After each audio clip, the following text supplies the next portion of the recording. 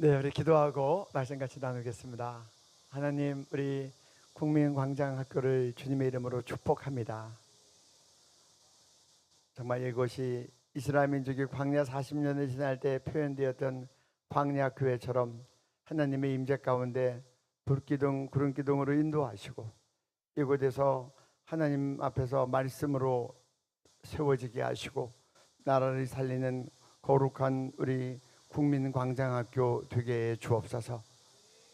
그래서 하나님, 이 모임을 통하여 나라를 사랑하고 나라를 지키고 나라를 주의 뜻대로 그렇게 세워나갈 그런 하나님 많은 주의 인재들이 여기서 훈련받고 세워지고 파송되게 해 주옵소서. 우리나라의 각 영역을 제자 삼는 그런 역사가 일어나게 해 주옵소서. 광장의 기도로 흑암의 권세, 사망 권세 무너지고 이 나라가 주님 앞에서 바로 서고 북한 동포들도 구원하는 통일한국의 초석이 되게 해 주옵소서. 감사하며 오늘 말씀 가운데 역사하실 주님을 기대하며 예수님 이름으로 기도드립니다. 아멘. 네. 정말 여기 오니 광야교회가 실감이 납니다. 사도행전에 보니까 200만쯤 되는 그 이스라엘 민족이 이동하는 그 모든 과정 속에서 그걸 광야교회라고 표현했거든요. 근데 이 광장학교가 정말 이 광야교회가 아닌가 이제 그런 생각을 했습니다. 여러분들 지금 읽은 본문은 매우 잘 아는 말씀입니다. 아말렉과 이스라엘의 전쟁인데 그 앞에 제가 한 말씀을 더 읽습니다. 출애굽기 13장 17절 18절 요거 한번 올려주시고 읽어주시면 좋겠습니다. 출애굽기 13장 제일 첫 번째 PPT입니다. 제일 첫 번째 PPT 13장 17절 18절 말씀. 네. 바로가 백성을 보낸 후에 블레셋 사람의 땅의 길은 가까울지라도 하나님이 그들을 그 길로 인도하지 아니하셨으니 이는 하나님이 말씀하시기를 이 백성이 전쟁을 하게 되면 마음을 돌이켜 애굽으로 돌아갈까 하셨습니다. 그러므로 하나님이 홍해의 광야 길로 돌려 백성을 인도하심에 이스라엘 자손이 애굽 땅에서 대열을 지어 나올 때에. 이게 무슨 말이냐? 출애굽할 때 땅 나가서 약속의 땅 가나안으로 가려면 블레셋 사람이 사는 그 땅을 거쳐가면 보름이면 가요. 근데 주님이 생각해 본 겁니다. 20세 이상 남자만 60만이에요. 그럼 여자가 그만큼 있으면 120만 명이겠죠. 그리고 옛날에 어린아이들 얼마나 많이 낳습니까? 저희 고모님은 8남매를 낳았어요. 저는 5남매 중에 막내였어요. 여러분 1960년도 우리나라 평균 출산율이 6.2명이에요. 6.2명. 1970년도 우리나라 평균 출산율은 1960년 4.53명이에요. 옛날에는 낙태할 수 없으니까 그냥 많이 낳겠죠, 아이들. 그러니까 60만, 120만에 아이들까지 합치면 그 아이 얼마나 많았겠어요. 뭐 250만, 300만 명이 혹 넘을 수도 있습니다. 옛날에 그냥 그거 더 몰려서 가면 그러면 여러분 가다가 화장실 어디 가겠어요? 그리고 유목민조라 양이랑 소랑 끌고 갔는데 양이나 소가 뭐 화장실 가서 대소변 보겠어요? 그냥 다 놓고 가면 블레셋 사람들 땅하고 크게 마찰이 생기겠죠. 그 많은 무리가 블레셋 땅을 통과하게 되면 시비가 생기면 노예 생활만 하고 전쟁 한 번도 안 해봤던 이스라엘 민족이 뜨거라 싶어서 다시 도망갈까봐, 다시 애굽으로 돌아갈까봐 하나님께서 보름이면 갈 수 있는 그 지름길을 안 가고 일부러 삥 둘러서 홍해로 건너고 광야길로 해서 싸움 나지 않게 그렇게 조용하게 인도하고 있는 그 시점에 여기 오는 여러분들이 읽은 본문 아말렉이 와서 이스라엘 민족을 친 겁니다. 그러니까 이거는 계획되지 않은 전쟁이고 하나님도 원치 않았던 전쟁이고 싸움 나면 도망갈까봐 일부러 멀리 뺑 돌리고 있는 판에 아말렉을 쫓아와서 이스라엘이 치니 이거는 정말 하나님께서 이 전쟁에 대해서 아말렉에 대해서 원한을 품고 내가 대대로 아말렉을 멸하겠다 그렇게 말씀하신 겁니다. 우리가 이 말씀은 참 매우 잘 아는 말씀인데요. 아말렉과 이스라엘과의 이 민족적인 전쟁으로는 첫 전쟁입니다. 여러분 아말렉의 말의 뜻이 뭐죠? 아말렉. 그러면 이스라엘은 뜻이 뭡니까? 야곱의 이름이죠. 야곱이 야복 강가에서 애굽 형님의 이 유업 앞에서 그냥 환도뼈가 부러지도록까지 막 주의 천사를 붙잡고 기도하니까 그때 축복의 이름으로 이스라엘을 줍니다. 이스라엘은 하나님과 겨루어 이겼다. 이 야곱의 새 이름이고 그 이름을 따서 지금까지 이 야곱의 후손들이 이스라엘이라고 불리고 지금도 이스라엘 나라 국가 이름이 있는 거예요. 이 아말렉은 이 에서의 이 손자의 이름입니다. 당시 팔레스타인 근동 지역에서는 이름을 지을 때 예언적인 이름을 많이 줬어요. 이 아이가 이렇게 될 것 같다는 그런 감동을 받거나 그러면 그 이름을 그대로 했다는 겁니다. 근데 아말렉이라는 말 속에는 호전적인 싸움 잘하는 이런 뜻이 있어요. 에서 자체가 들사람이고 털이 많고 사냥자라고 막 그런 이제 스타일이었는데 그 손자 아말렉은 그것보다 더 호전적이고 싸움을 잘하고 그래서 이름 자체가 그렇게 지어진 거예요. 그러니 얼마나 당시에 싸움 잘하는 족속이었겠나 생각을 합니다. 그러니까 지금 거슬러 보면 이 전쟁은 그냥 뭐 어떤 두 민족 간의 전쟁이 아니라 450년, 500년만 거슬러 올라가도 이건 에서와 야곱의 대결, 그 갈등과 싸움이 계속해서 400~500년이 지나고 난 다음에도 이어져 가는 것을 보게 되는 겁니다. 한편으로는 야곱은 정말 자기가 모든 걸 다 잃을지라도 장자권 받기 위해서 거짓말하면서까지도 이 신령한 축복을 사모했던 그 야곱과 그게 뭐 중요해? 배고프면 팥죽 한 그릇이 낫지라고 그렇게 경홀하게 생각하고 하나님을 경홀하게 생각했던 이런 육신의 사람, 육신의 정욕과의 또 다른 싸움이라고도 볼 수 있는 겁니다. 또 한 가지, 이 이스라엘의 광야 여정은 단순한 여정이 아니라 이 인류 구원을 위해 예정된 예정이었어요. 아브라함을 불러서부터 하나님께서 내가 너를 족속을 통해서 정말 네 민족을 창대케 하고 네 씨를 통해서, 이 씨는 단수입니다. 예수 그리스도를 통해서 온 민족이 복을 받겠다고 하고 그러면서 노예 생활 400년 할 거를 얘기해요. 끝나고 나면 다시 약속의 땅으로 돌아올 것도 얘기해요. 그러니까 이스라엘 민족은 그 여정대로 가는 거예요. 하나님의 예언된 여정대로 가고 있는데 그거를 아말렉이 와서 공격을 한 겁니다. 하나님의 구원의 여정에 대한 하나님에 대한 도전으로 보는 겁니다. 그래서 하나님이 아말렉을 내가 대대로 싸우겠다고 그렇게 선언하신 겁니다. 그런데 우리가 이걸 보면서 느끼는 건 뭐냐? 그 수많은 족속이 있는데 하나님은 작고 약한 이스라엘 족속을 택했고, 이스라엘을 왜 택했어요? 지극히 작기 때문에 택했다 그랬어요. 그러면 하나님이 홀로 온전히 영광 받으시니까. 애굽을 택하면 스스로 잘난 민족이니까 메시아도 우리 가운데 왔다 그러겠죠. 그런데 하나님은 작은 이스라엘 민족을 택했는데 사탄은 누구를 택했어요? 사탄은 아말렉을 택했어요. 왜냐? 싸움 잘하는 민족이고, 그리고 육체의 정욕을 상징하고, 그리고 장자권보다 팥죽 한 그릇을 더 귀하게 여겼던 그 혈통에 있는, 그 중에서 싸움 잘하는 아말렉을 택해서 하나님의 구원 계획을 치는데 이 사탄의 일꾼으로 사용한 겁니다. 여러분, 짧은 인생 살면서 우리가 의의 무기로, 로마서에 나오는 것처럼 의의 무기로 사용될 때가 있고 또 죄의 무기로 사용될 때가 있어요. 여러분 인생을 한번 돌아보십시오. 저는 저를 돌아보니 그런 것 같아요. 근데 의의 무기로 들여질 때가 많습니까? 죄의 무기로 들여질 때가 많습니까? 이렇게 나와서 광장학교에 나와서 하나님의 나라에 대한 말씀을 공부하고 함께 기도하면 이건 의의 무기로 쓰임받는 거예요.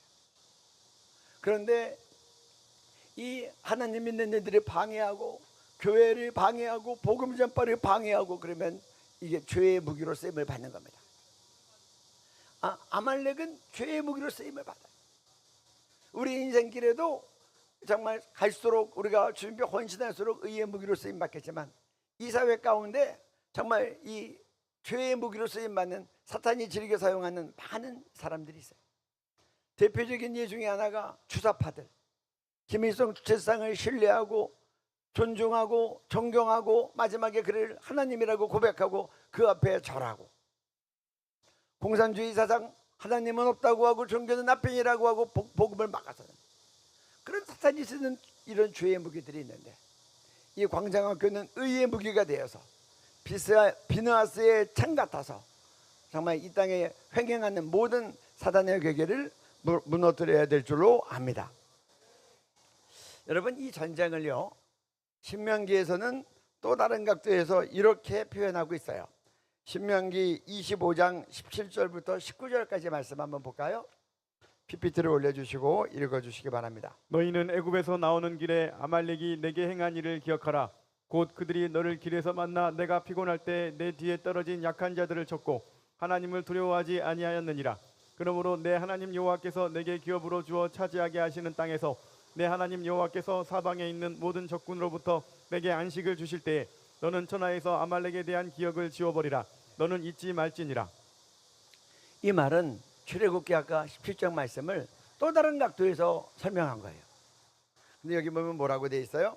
18절에 보니까 그들이, 아말렉이 너희들이 그 길에서 너희들이 피곤할 때 내 뒤에 떨어진 약한 자들을 찾다. 첫 번째는 애굽민 이스라엘 민족이 쫙 대오를 지어서 행군을 하다 보니까, 이 뜨거운 데 하다 보니까 그냥 지금처럼 어떤 뭐 좋은 모자나 뭐 그런 게 있었겠어요? 물이 잘 공급이 됐겠어요? 그러니까 피곤하죠. 그러니까 여기 뭐냐면 피곤할 때 쳤다는 거예요. 여러분들, 마귀는 우리를 언제 공격할까요? 여기 나와 있어요. 우리 피곤할 때. 평소에는 성격이 다 좋은 것 같고 다 친절하고 원만한데 언제 짜증나고 싸움나요? 피곤할 때. 막 일하다가도 정말 힘들고 어려울 때, 그런 때 막 자기의 이 정말 자기도 생각하지 않았던 그런 막 잘못된 말, 언행들이 막 나오고, 그래서 막 싸워. 여러분들, 우리가 피곤할 때 조심해야 돼요. 지금이 마귀 틈탈 때다. 그래서 우리 영적 전쟁하는 사람들, 나라를 위해서 같이 연합해서 일하는 분들, 피곤할 때 우리는 더 깨어 있어야 됩니다. 어떻게 하면 피곤함을 면해요? 우리가 하나님이 주신 육체도 잘 관리해야 됩니다. 그런데 성경은 또 영적으로 이렇게 얘기합니다. 우리는 하나님이 주신 힘으로 일해야 돼요. 우리 다음 이사야서 40장 PPT 올려주세요. 30절에 30, 이사야서 40장 네, 읽어주세요. 소년이라도 피곤하며 곤비하며 장정이라도 넘어지며 쓰러지되 오직 여호와를 앙망하는 자는 새 힘을 얻으리니 독수리가 날개치며 올라감 같을 것이요 다른 박지라 해도 곤비하지 아니하겠고 걸어가도 피곤하지 아니하리로다. 여러분, 우리가 주님의 일은 주님이 주신 힘으로 하는 겁니다. 우리 체력 가지고 하려 그러면 한계가 오고 피곤하면 짜증나고 화가 나고 우리 했다가 확 돌아설 수 있어요. 성경은 우리에게 뭐라고 얘기해요? 소년이라도 피곤하며 공비하고 장정이라도 넘어지며 자빠지되 오직 여호와를 앙망하는 자는 새 힘을 얻으리니. 하나님께 새 힘 달라고 기도해서 주님이 주시는 새 힘으로 기도해야 돼요. 그래서 너희가 무슨 일을 하려거든 하나님이 공급하시는 힘으로 하는 것 같이 해라. 그래서 그렇게 되면 어떻게 돼요? 여기 나와 있는 것처럼 새 힘을 얻으리니 독수리가 날개치며 올라간 같을 것이요. 여러분, 독수리 날개치면서 쫙 올라가는 거 봤습니까? 그리고 달려가도 피곤치 아니하고 다른 박지라 해도 곤비치 아니하고 걸어가도 피곤치 아니하고. 여러분, 달려가는데 왜 우리가 피곤하지 않고 곤비치 않겠어요? 하나님이 주시는 새 힘으로 하니까. 그러니까 여러분, 육신적으로 피곤할 때가 딱 이르면 그때부터 우리는 우리의 육신도 관리해야 되지만, 하나님, 소년이라도 넘어지며 장정이라도 자빠지되 오직 여호와를 앙망하는 자는 새 힘을 준다고 했으니 저에게 새 힘을 주옵소서. 그래서 다른 박지라 해도 곤비치 않고 걸어가도 피곤치 않게 하여 주옵소서. 그래서 우리는 주의 일할 때 주님을 앙망함으로 주님이 주시는 새 힘으로 일한다. 이게 첫 번째로 중요한 원칙입니다. 두 번째로, 여러분, 또 우리가 피곤함에 대한 것도 생각해 볼 필요가 있어요. 여러분, 사랑함으로 일하면 피곤하지 않습니다. 어머니가 아기들 막 키울 때 막 자다가도 아기 울면 아빠는 자도 엄마는 일어나서 애 돌봅니다. 젖도 주고 그러는데, 그렇다고 엄마가 막 피곤하다고 막 화내고 막 그럽니까? 사랑하면 힘들지 않아요. 제가 지금도 기억나는 게 옛날에 한 장애우 아들을 돌본 엄마가 있는데, 지금이야 장애인 시설이 너무나 좋지만 옛날에는 장애인 시설이 없어서 안 좋아서 시골에서 학교 다니면 엄마가 아이를 업고 가야 돼서요. 업고 가서, 그리고 계단 올라가고 그런 거 없고 엘리베이터 없으니까 반에다 갖다 내려놓고 또 끝날 때쯤 되면 또 그 아이 와서 또 업고 갔어요. 근데 옛날 신문입니다. 엄마한테 인터뷰를 하니까 엄마가 이렇게 얘기하더라고요.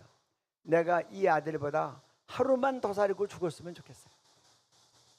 내가 없으면 이 아들 누가 돌봐줄까? 그러니까 이 아들 죽을 때까지 내가 다 돌봐주고, 그리고 내가 그 다음날 죽겠다는 거예요. 여러분, 다른 사람 같으면 장애인 그렇게 못하고 짜증나고 힘들죠. 사랑하면 힘들지 않은 겁니다. 우리가 주님을 사랑함으로 일하면 힘들지 않은 거예요. 내가 주의 일하다 힘들 때 주님에 대한 내 사랑은 괜찮은가 돌아보셔야 됩니다. 우리가 주님 앞에서 처음 사랑을 잃어버렸다면 우리가 다시 돌이켜서 어디에서 떨어졌는지 돌아보고 우리의 처음 행위를 다시 가시라고 얘기합니다. 제가 지금도 기억나는 게 있어요. 한 무역회사 사장을 만났어요. 뭐 전공에 관련된 일도 있고 막 그랬는데 그분이 그러시더라고요. 그 무역회사 왔는데 외국에서 신용장 무역 수출해달라고 수주가 아주 굉장히 큰 금액이 온 거예요. 그러니까 자기는 너무 기뻐서, 중소기업 사장인데 그냥 돈을 크게 벌 수 있으니까 그냥 막 밤일을 해가면서 이 날짜에 맞추기 위해서 막 열심히 일하고 기운하고 막 희망이 불었는데, 새로 들어온 젊은 이제 사원에 내리고 일하는데 이 사원은 며칠 일하다가 코피 터지고 힘들어서 못하겠다고 주저앉는 거예요. 50대 사장은 팽팽하게 일하는데 왜 그래요? 사장은 자기 일이에요. 자기 일이 잘 되니까 기쁘고 감사하고 충만한 거예요. 사원은 이게 남의 일이에요. 안 해도 되는데 야근하면서 무슨 생각하겠어요? 나 데이터로 나가야 되는데, 나 피곤해 죽겠는데, 나 지금 어디 가서 좀 놀러 가고 싶은데, 그러니까 남의 일을 억지로 하려니까 힘이 들고, 그러니까 몸도 아픈 거예요. 여러분들은 주의 일을 주인된 마음으로 하십니까? 아니면 싹군된 마음으로 하십니까? 주님을 몹시 사랑하면, 그리고 내가 정말 우리 아버지의 일이니까 우리가 하나님의 자녀로서 정말 귀하게 여기면, 어떤 사람은 일이 많아지면 기쁘고 감사하고 충만한 사람이 있고, 여기 국민대회때 사람들이 많이 와가지고 일손이 많아지면 그냥 일하면서도 기쁘고 감사하고 감격한 사람이 있고, 사람 많이 오면 툴툴거리고 아이고 이렇게 많이 와가지고 난 이렇게 일감이 늘어났네, 그런 사람이 있고, 어떤 사람이 피곤해요? 정말 기쁨으로 감사함으로 잘 될 걸 볼 때 더 충만해진 사람, 이런 사람은 힘든 줄 모르고 막 감사해서 일하는 거예요. 50대 사장은 야근을 해도 기쁘고 감사한데 20대 신입 직원은 야근하게 되면 짜증나고 그러니까 젊고 체력이 좋지만 조금 있다 코피 터지고 일 못하겠다고 하는 겁니다. 그래서 우리는 주의 일을 할 때 정말 내 일보다 더 귀하게 여기고, 엄마가 자기에 대해서는 돈을 안 써도 자녀들을 위해서는 돈을 막 쓰는 것처럼, 나를 위해서는 소원해도 사랑하는 우리 아이들을 위해서는 그렇게 쏟는 것처럼 우리가 주님을 사랑하면 우리 피곤함 없이 일할 수 있다는 겁니다. 또 한 가지, 여기 보면 이 아까 읽은 본문 말씀에 그렇게 되어 있어요. 내 뒤에서, 내가 피곤할 때 내 뒤에 떨어진 약한 자들을 사단은 뒤를 칩니다. 뒤를 쳐요. 그래서 사단의 특색은 항상 뒤에 와서 뒷말하고, 그리고 뒤에 와서 뒤통수 치고, 이번에 이스라엘 민족이 갈 때도 처음에 뭐 250만 300만쯤 되는 사람들이 대오를 지어서 갔다고 하니까 얼마나 긴 무리였겠어요. 앞에는 장정들이 딱딱딱딱 앞서서 갔겠죠. 그럼 앞에 기다리고 있다가 앞에 사람들하고 딱 싸우는 게 아니라 뒤로 돌려가지고 뒤에서 떨어진 약한 자를 쳤다는 거예요. 이게 사탄의 속성이에요. 그놈이 그놈이에요. 4,000년 전에 했던 그놈이 그놈이고, 3,500년 전에 했던 그놈이 그놈이고, 예수님 오셨을 때 예수님을 십자가에 못 박았던 그 사탄이 지금도 오늘은 스마트폰을 가지고 우리한테 역사하는 거예요. 사탄의 속성은 뒤를 치는 거다. 그러니까 우리 예수 믿는 사람들은 사탄에게 뒤를 보이지 않아야 돼요. 그리고 사단은 뒤에서 역사하는 줄 알고 여러분 교회에서는 뒷말을 끊어야 돼요. 그리고 앞말하도록 가르쳐야 돼요. 앞에서 말하고 뒤에 말하는 거 있으면 차단해야 되고 뒤를 보이지 않아야 돼요. 그래서 우리가 이런 원수마귀를 대적할 때 성경은 이렇게 얘기합니다. 야고보서 4장 7절 말씀입니다. 야고보서 4장 7절 말씀 한번 읽어주시기 바랍니다. 그런즉 너희는 하나님께 복종할지어다. 마귀를 대적하라. 그리하면 너희를 피하리라. 여러분 마귀는요 대적하라 그랬지 마귀를 피해 도망가라 그러지 않았어요. 여러분들 마귀를 보면 사탄은 우리의 뒤통수를 치니까 여러분들 마귀가 역사한다 그러면 여러분들은 뚜벅뚜벅 앞으로 걸어가셔서 마귀의 앞통수를 손바닥으로 빡 하고 때리셔야 돼요. 그러면 꽈당탕 하고 넘어지고 뺑소니를 치는 겁니다. 이게 성경이 우리에게 얘기하는 거예요. 마귀를 대적하라. 그러면 마귀가 피하리라. 하나님의 자녀가 마귀 있다고 도망간다면 하나님 망신 내 망신입니다. 여러분 망신은 괜찮은데 하나님 망신 지키면 안 되죠. 하나님의 자녀가 왜 마귀 새끼 보고 도망다녀? 누가복음 10장 19절 말씀 같이 읽습니다. 내가 너희에게 뱀과 전갈을 밟으며 원수의 모든 능력을 제어할 권능을 주었으니 너희를 해칠 자가 결코 없으리라. 주님은 우리한테 그렇게 얘기합니다. 내가 너희에게 뱀과 전갈을 밟으며 뱀 대가리 밟아보셨습니까? 저 뱀 대가리 밟는 거 군대에서 여러 번 봤어요. 우리 군인 행진하다 보면 뱀 나오면 또 전방에서 있다가 뱀 나오면 비무장지대에서 뱀 나오면 시골에서 컸던 군인들은 그냥 반갑게 뱀을 보면 뛰어가서 군인 워커 권한을 들고 발이 들어가지고 뱀 대가리를 확 밟으면 뱀이 축 받습니다. 그러면 껍질이 벗겨서 불로 구워서 한 점씩 나눠 먹고 그리고 이동합니다. 여러분 뱀 대가리를 밟으시는 겁니다. 정갈은 독이 꼬리에서 나오니 꼬리를 밟는 겁니다. 너희를 해할 자가 결단코 없으리라. 여러분 전쟁 벌어지면 도망가지 말고 정면 돌파하시기 바랍니다. 그리고 쫓아가서 앞통수를 딱 하고 치시기 바랍니다. 이게 뒤를 공격하는 사탄에 대한 전공법입니다. 세 번째로 여기 보면 내 뒤에 떨어진 약한 자들 찾다 그래요. 떨어진 약한 자들. 여러분 나라가 어려울 때, 교회가 어려울 때, 가정이 어려울 때 우리는 떨어진 약한 자들 돌봐야 됩니다. 마귀가 그거를 집중해서 잡아가지고 공격하는 거예요.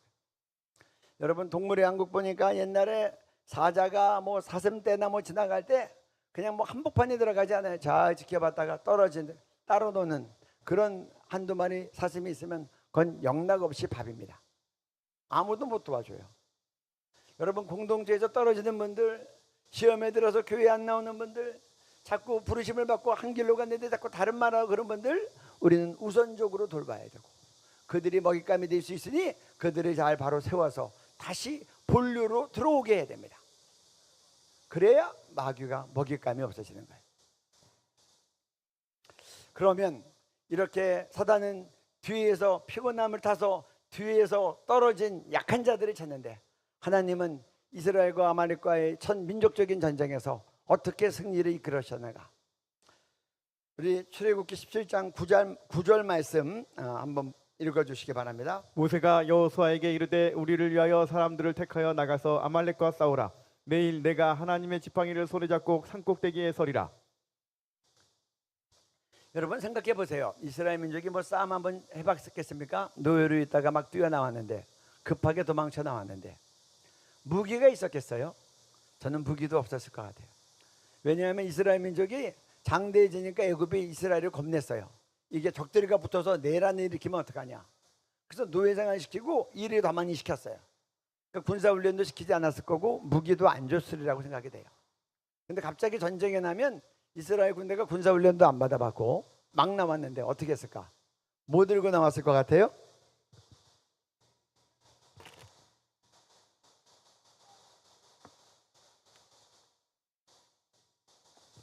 제가 볼 때 아마 집에 있는 도끼, 집에 있는 곡괭이, 집에 있는 식칼 중에서 제일 큰 거 그런 것들 들고 나왔을 것 같아요. 여러분 성경 읽으면서 한번 이렇게 상상해 보세요. 오합지졸이겠죠. 뭐 그냥 군사훈련도 받은 바도 없고 그렇게 이제 막 처음으로 싸우는 거 우왕좌왕하고 있는데 그때 모세라도 나가면 국민들이 안심을 하죠. 모세는 바로 군인들도 다 수장시켰고 모세가 있으니까 이 홍해도 갈라졌고, 그러니까 모세가 있으면 하나님이 도와주실 거라고 분명한 믿음이 있을 텐데, 모세는 뭐라 그래요? 나는 지팡이를 잡고 산꼭대기에 서리라. 이 결정적인 사람 모세는 전쟁터에 나가지 말고 하나님이 기도하라고 하는 거예요. 이게 이스라엘 첫 전쟁에 대해서 하나님이 주신 그런 말씀이에요. 이건 모세가 뭐 사람의 생각으로 나온 전략이 아니죠. 그렇게 겁도 말고 블레셋 땅으로 가면 도망갈까봐 홍해를 건너서 광야길로 가고 있는데, 싸움 잘하기로 소문난 아말렉이 쳐들어오니까 모세가 뛰어나가도 국민들이 불안해할 텐데, 모세는 나는 전쟁터에 안 나가, 나는 산에 가서 기도할 거니까, 그 당시 여호수아는 초짜고 이름도 알려지지 않았어요. 근데 그 젊은 여호수아에게 이걸 맡기는 겁니다. 그러니까 여러분, 리더가 기도해야 됩니다. 하나님은 민족이 결정적으로 어려울 때 모세에게 기도하는 자리에 있으라고 했어요. 그 다음에 또 우리가 뭘 생각할 수 있습니까? 이 모세가 갈 때 혼자 가지 않고 아론과 훌을 데려갔어요. 여러분, 꽁 대신 닭이라고 모세가 없으면 누구라도 있으면 좋아요? 그 형님 된 아론이라도 있으면 국민들이 좀 안심을 할 텐데, 아론도 빼간 겁니다. 훌은 누구예요? 모세의 매형이에요. 그러니까 당시에 가장 신앙 좋고 가장 집중적인 리더십 3명, 모세, 아론, 훌. 또 동일한 특징은 3명은 다 80이 넘었다는 거예요. 모세 80 할아버지, 아론 83세 할아버지, 훌은 매형이니까 나이 또 많으시겠죠. 이 가장 믿음 좋고 하나님하고 가장 가까운 체험이 많았던 3사람 딱 뽑아가지고 모세 하나도 아니고 3사람이 보냈어요. 왜 이렇게 복수로 보냈을까요? 복수에 대한 성경의 약속이 있어요. 마태복음 18장 18절 19절 읽어주십시오. PPT로. 네. 진실로 너희에게 이르노니 무엇이든지 너희가 땅에서 매면 하늘에서도 매일 것이요 무엇이든지 땅에서 풀면 하늘에서도 풀리리라. 네. 여기 2사람이 땅에서 합심하여 무엇이든지 구하면 너희를 위하여 이루시겠다는 거예요. 여러분, 2명의 기도가 되면요, 우리 신학적인 입장에서 보면 이건 정말 이제 교회의 기도가 되는 거예요. 여러분, 교회는 예배당 징계 교회가 아니라 예수님을 머리로 한 성도들의 모임이 그게 교회예요. 지금 여기는 그래서 광야교회인 거예요.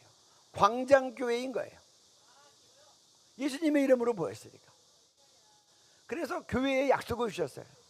여기 또 마태복음 16장 나중에 보면 뭐라고 되어 있냐고 하면, 땅에서 묶으면 하늘에서 묶이고 땅에서 풀면 하늘에서 풀리리라. 2-3사람이 모여서 내 이름으로 땅에서 묶으면, 영어로 마인드, 묶으면 한 영적인 세계에서도 묶이고, 땅에서 풀면 하늘에서 풀리고, 그러니까 우리가 하나님의 대적하는 사상과 세력을 예수 이름으로 묶으면, 묶이고 풀면 하나님을 경외하는 거룩한 사상과 이런 사람들이 역사하도록 우리가 축복하면서 풀면 그런 것들이 풀어진단 말이에요. 그래서 하나님은 기도하러 보낼 때 혼자 보내지 않고 3명을 올려 보낸 거예요. 그리고 또 여러분 보세요. 우리 할아버지들인데 왜 이렇게 텐트 치고 아래에서 기도하면 되지, 하필이면 왜 산꼭대기까지 왜 올려 보냈겠어요? 산꼭대기 뭐 그 쉬워요? 여러분 이스라엘 방문해 보셨습니까? 대부분 그냥 광야예요. 광야. 산 찾아 올라가려면 그것도 쉽지가 않아요. 나이 든 할아버지들 왜 산에 가서 올라가서 기도하겠냐? 보면서 기도하도록, 전쟁 상황을 보면서 기도하도록. 그러니까 모세가 손을 들고 기도하는데 선이 내려오면 이스라엘이 지는데, 막 전쟁터를 보니까 저기 그냥 우리 영철이가 싸우다가 아말렉한테 몰려서 그냥 조금만 더 두면 창에 찔려 죽겠어. 그럼 그냥 모세가 부르니까 저 영철이 살려주세요 막 기도하는 거예요. 저쪽에 보니까 철수가 또 막 둘러싸여가지고 그냥 칼에 막 찔리려고 하는 바인데 저거 그냥 두면 죽겠어. 그럼 하나님 철수 살려주세요. 그리고 이렇게 보니까 진영이 막 저렇게 밀려 들어오는데 차라리 뒤로 돌아서 옆을 치면 좋겠어. 그럼 보면서 하나님 여호수아에게 지혜를 주셔서 저 오른쪽 옆구리를 치게 해주세요. 보면은 이런 기도가 나오는 거예요. 아멘. 그래서 주님은 전쟁도 보면서 생생하게 그때그때 필요한 기도하게 하기 위해서 할아버지 3명 위로 올라가게 하신 거예요. 근데 중요한 건요, 기도하는 선이 내려오면 지고 힘들어도 선이 올라가면 이기는 거예요. 이게 참 놀라운 영적인 비밀이죠. 하나님도 어떻게 못해요? 모세도 이기고 싶은데 체력 때문에 선이 내려오면 지고, 하나님도 도와주고 싶은데 기도가 없으면 도와줄 수가 없는 거예요. 하나님이 이스라엘 병사들이 칼과 창에 맞아 죽어갈 때 하나님이 이 모세보다 더 안타까웠겠죠. 정말 더 도와주고 싶은데 기도가 없으면 하나님도 어떻게 못하시는 거예요. 그래서 모세를 기도하는 자리에 인도했을 뿐 아니라 아론과 훌에게 이런 마음을 주신 거예요. 기도 아닌 손이 내려오지 않게 우리가 붙들자. 그래서 모세를 바위 위에 앉히고 돌 위에 앉히고 둘이 팔을 잡아서 기도하는 손이 끝까지 가게 해서 전쟁이 끝날 때까지 기도해서 승리하게 하는 거예요.